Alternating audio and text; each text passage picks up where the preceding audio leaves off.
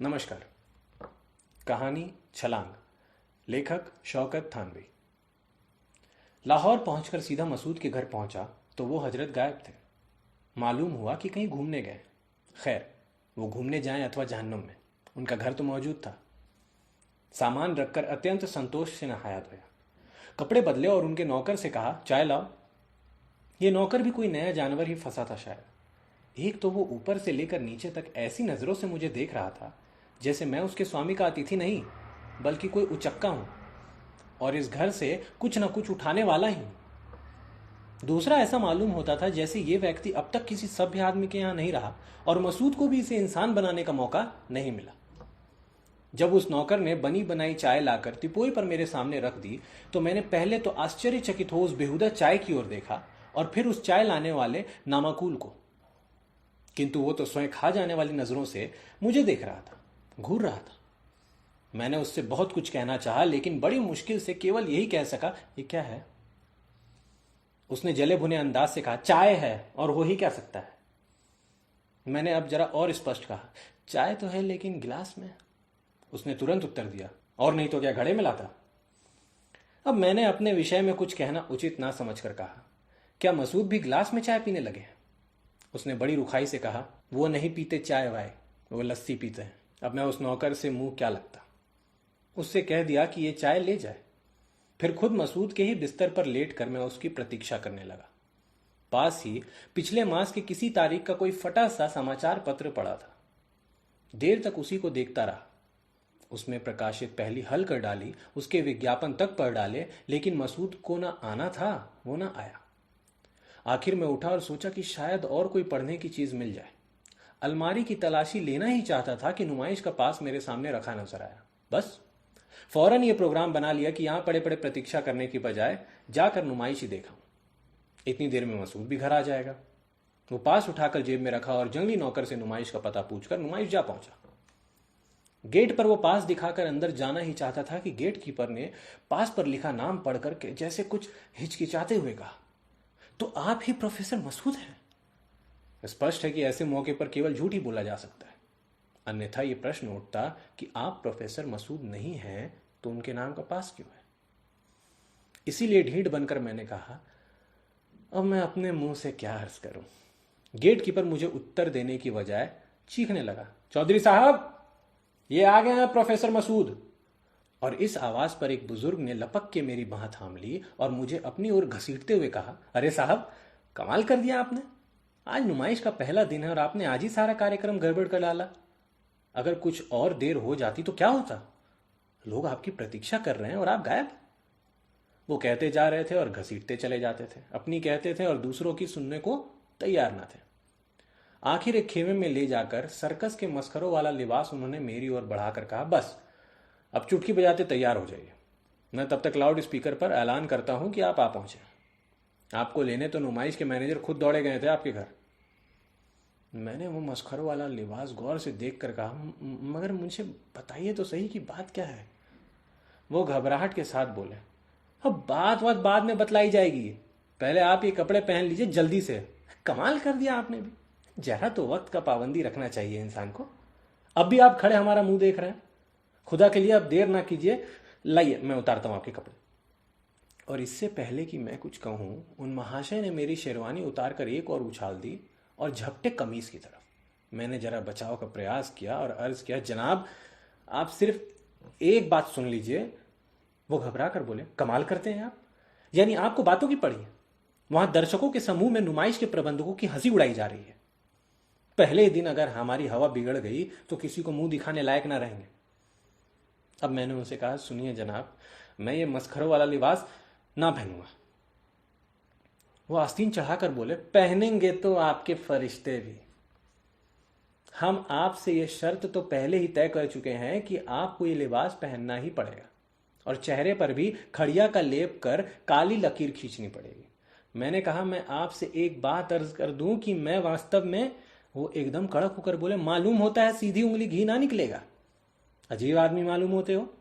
आपको जरा भी ख्याल नहीं कि हमारी किस तरह हंसी उड़ाई जा रही है। हमें धोखेबाज समझा जा रहा है कि हम विज्ञापन कुछ देते हैं, दिखाते कुछ हैं। मैंने फिर सच बताने की कोशिश की। भाई मेरी बात तो सुनिए। लेकिन चौधरी साहब ने खेमे के बाहर मुंह निकालकर कुछ लोगों की आवाज दी, कल्लू, अमामुद्दीन, भूरेलाल, और फौरन 3 गुंडे खेमे में आ पधारे। तब चौधरी साहब ने नदीर शाही हुक्म दिया, ये हमें अपमानित कराने पर तुले हुए हैं, इन्हें जबरदस्ती ये कपड़े पहनाए और मुंह पर खड़िया वड़िया मलकर लाए वहां। तब तक मैं ऐलान करता हूं। वो तो ये कहकर चले गए और उन कसाईयों ने बलपूर्वक मेरे बाकी कपड़े उतार कर मुझे जोकर वाला लिबास पहना दिया। और जिस समय वो मेरे चेहरे पर चूना मलकर काली लकीर खींच रहे थे, मैंने बेहद खुशामद के भाव से कहा, भाई मुझसे चाहे जैसी कसम ले लो, मैं प्रोफेसर मसूद नहीं हूं। उनमें से एक ने मेरे सर पर लाल फुदने वाली लंबी सी टोपी पहनाते हुए कहा, चकमा तो खैर किसी और को देना। नहीं हो प्रोफेसर तो पेशगी रुपया क्यों लिया था? दूसरे ने कहा, कोई पूछे तो इससे कि जान इतनी ही प्यारी थी तो किसने कहा था इससे सूली पर लटकने को? और दूसरे ही क्षण मैंने लाउड स्पीकर पर घोषणा सुनी, दर्शकगण, आपके इंतजार की वाकई हद हो चुकी है, लेकिन हम बड़ी खुशी से ऐलान करते हैं कि प्रोफेसर मसूद गोल्ड मेडलिस्ट पहुंच चुके हैं और मीनार की तरफ तशरीफ ला रहे हैं। आप जिंदगी और मौत के खेल देखने के लिए इकट्ठे हो जाएं। 140 फुट ऊंची मीनार से प्रोफेसर मसूद अपने जिस्म में आग लगाकर हौज में छलांग लगाएंगे। आइए आइए आइए, प्रोफेसर मसूद आ गए आ गए आ गए। मेरे सारे शरीर में पहले तो कपकपी पैदा हो गई, फिर ऐसा लगा जैसे रगों में खून जम गया हो, और बड़ी मुश्किल से मैं केवल ये कह सका, छलांग। फिर वो तीनों कसाई एकदम हंस पड़े और मुझे खेमे से बाहर ले आए। ये सुनहरा मौका था। मैं सिर पर पैर रखकर भागा ही था कि उसमें से एक ने लपक कर मेरी गर्दन पकड़ ली और मुझे झंझोड़ कर कहा, आखिर तुम चाहते क्या हो? अब बेईमानी की हद है। अब एन वक्त पे अपना रेट बढ़ाने के लिए ये हरकतें कर रहे हो। और उसी समय उन खौफनाक चौधरी साहब ने आकर कहा, कान पकड़े बाबा, कल से ये खेल बंद, लेकिन आज तो छलांग लगानी पड़ेगी। मैंने फिर लगभग रो देने के अंदाज में कहा, चौधरी साहब, खुदा जानता है कि मैं प्रोफेसर मसूद नहीं हूं, ना मैंने कभी छलांग लगाई है, ना मैं छलांग लगा सकता हूं। मैं बेमौत मारा जाऊंगा, मेरा खून आपकी गर्दन पे होगा। मैं खुदा की कसम खाकर कहता हूं कि मैं प्रोफेसर मसूद नहीं हूं। चौधरी साहब ने ताज्जुब से कहा, क्या मतलब? यानी अब तुम प्रोफेसर मसूद ही नहीं हो? मैंने उसी तरह गिड़गिड़ाते हुए कहा, खुदा जानता है कि मैं प्रोफेसर मसूद नहीं हूं, मैं तो उनका मेहमान हूं। आज ही लाहौर से आया हूं, मैं उनका ये पास उठा लाया नुमाइश देखने के लिए, और यहां आकर इस चक्कर में फंस गया। मैं अपने छोटे छोटे बच्चों की कसम खाकर कहता हूं कि मैं प्रोफेसर मसूद नहीं हूं, मुझे बख्श दीजिए। बिल्कुल उसी समय लाउड स्पीकर पर फिर घोषणा हुई, 140 फुट ऊंची मीनार से छलांग, प्रोफेसर मसूद का जिंदगी और मौत से मजाक। चौधरी साहब ने यह घोषणा सुनकर मेरी अपील खारिज कर दी। बोले, अब कुछ नहीं हो सकता, छलांग तो लगानी पड़ेगी। और मेरे सामने बिजली के रंग बिरंगे लट्टुओं से जगमगाती हुई 140 फुट ऊंची मीनार थी, जिस पर चढ़ना ही मेरे लिए मुश्किल था। चढ़कर फांदने का तो कोई प्रश्न ही नहीं था। मैंने उसे देखकर भय से अपनी आंखें बंद कर ली, लेकिन चौधरी साहब ने मुझे उस मीनार की तरफ धक्का दिया, बल्कि लगभग घसीटते हुए मीनार तक लेके गए। दर्शकों ने मुझे देखकर तालियां बजाई, जैसे मेरे प्राण पखेरु उड़ाने के लिए ये तालियां बजाई जा रही थी। चौधरी साहब ने मेरे हाथ में पेट्रोल का एक बोतल और दिया सलाई की डिबिया देकर कहा, चढ़ जाओ इस मीनार पर और ये पेट्रोल अपने ऊपर छिड़क कर दिया सलाई दिखा लेना, फिर झट छलांग लगा देना इस तालाब से, बस छुट्टी हो गई। छुट्टी सच पूछिए तो सदा के लिए होने वाली थी, लेकिन मैं अभी भागने की फिराक में था। लेकिन दर्शक बराबर तालियां बजाए जा रहे थे। आखिर मैंने निर्णय लिया कि इन दर्शकों से स्पष्ट कह दूं, मुझे जबरदस्ती प्रोफेसर मसूद बनाया जा रहा है और मैं निश्चय ही मर जाऊंगा। लेकिन उस नौबत खाने में तूती की आवाज सुनता ही कौन? मजबूरन मैं मीनार की ओर बढ़ने लगा। मेरा दिल बैठ रहा था। बिल्कुल उसी समय लोगों में कुछ हलचल सी पैदा हो गई और किसी ने ऊंची आवाज में कहा, ये आ गए प्रोफेसर मसूद। और चौधरी साहब ने मेरा हाथ पकड़ के मुझे फिर घसीटा और दौड़ते हुए खेमे में ले जाकर जल्दी जल्दी वो मस्करों वाला लिबास मेरे शरीर से उतार कर एक अन्य व्यक्ति को पहनाना शुरू कर दिया। मैंने उस व्यक्ति को देखकर मन ही मन कहा, लो, अब किसी और की शामत आई, अब किसी और को प्रोफेसर मसूद बनाया जा रहा है। इसीलिए कि दरअसल ये भी प्रोफेसर मसूद ना थे। बहरहाल कोई भी हो, मेरी बला से मैं तो मौत के मुंह से बच निकला।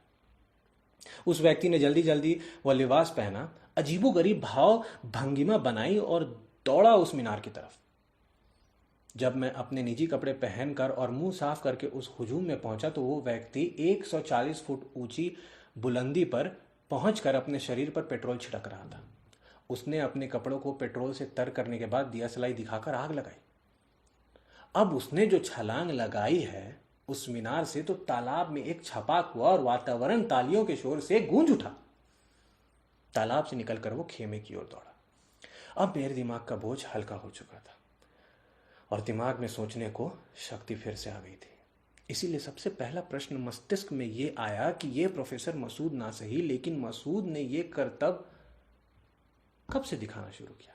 मसूद के जीवन के इस रूप की तो मुझे खबर तक ना थी। मैं अभी इस बात पर गौर कर ही रहा था कि चौधरी साहब ने आकर मुझे फिर घेरा। वे बोले, चलिए आपको प्रोफेसर मसूद बुला रहे हैं, जिनका पास आप चुरा लाए थे। मैं स्वयं इस पहेली को हल करने के लिए आकुल था, इसीलिए बहुत मुस्तैदी से खेमे में पहुंच गया।